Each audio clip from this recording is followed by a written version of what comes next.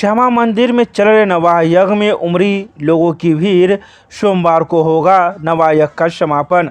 माधेश्वर परिसर में स्थित श्यामा मंदिर में चल रहे नवाह यज्ञ पूरे हर्षोल्लास एवं शांतिपूर्वक माहौल में चल रहा है। इस नवाह यज्ञ का समापन सोमवार को दिन में किया जाएगा।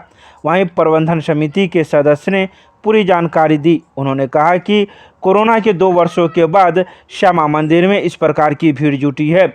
यहाँ तक कि नेपाल से भी भक्त यहाँ आते हैं। साथ ही संकीर्तन मंडली में दूर दराज एवं दूसरे राज्यों से भी भाग लोग ले रहे हैं। तो वहीं न्यास समिति की ओर से भक्तों के बीच में लगातार प्रसाद का भी वितरण किया जाता आ रहा है। लगातार सीसीटीवी कैमरे से आने जाने वाले लोगों पर नज़र रखी जा रही है।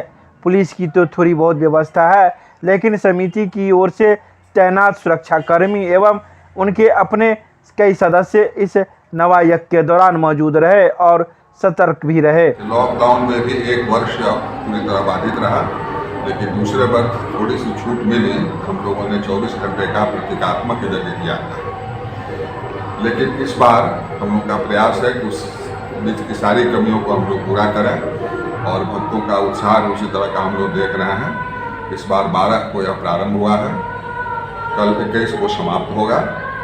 इस बीच में पहले भी बाहर के लोग आते थे, लेकिन इस बार हम लोग देख रहे हैं कि नेपाल क्षेत्र के बहुत से भक्त रोज आ रहे हैं और यहाँ से बाहर से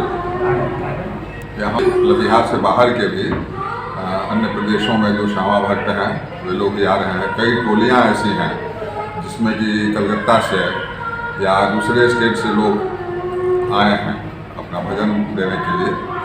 तो हम लोग बहुत अच्छा अनुभव कर रहे हैं कि माँ की कृपा से सब कुछ चल रहा है। सबसे बड़ी बात है कि इस बार माँ की असीम कृपा है, क्योंकि पुलिस बल की कमी है, सब लोग देख रहे हैं।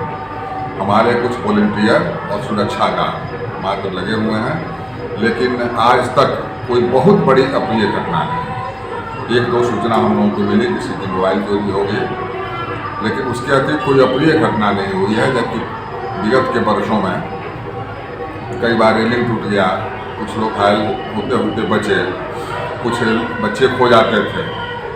इसका कारण एक और है कि प्रधान पुजारी जी से अनुमति लेके हम लोगों ने उसको यहाँ से ट्रांसफ़र किया सत्संग भवन में। इससे भी मंदिर पर जो अफरा तफरी का वातावरण रहता था वो अब नहीं है।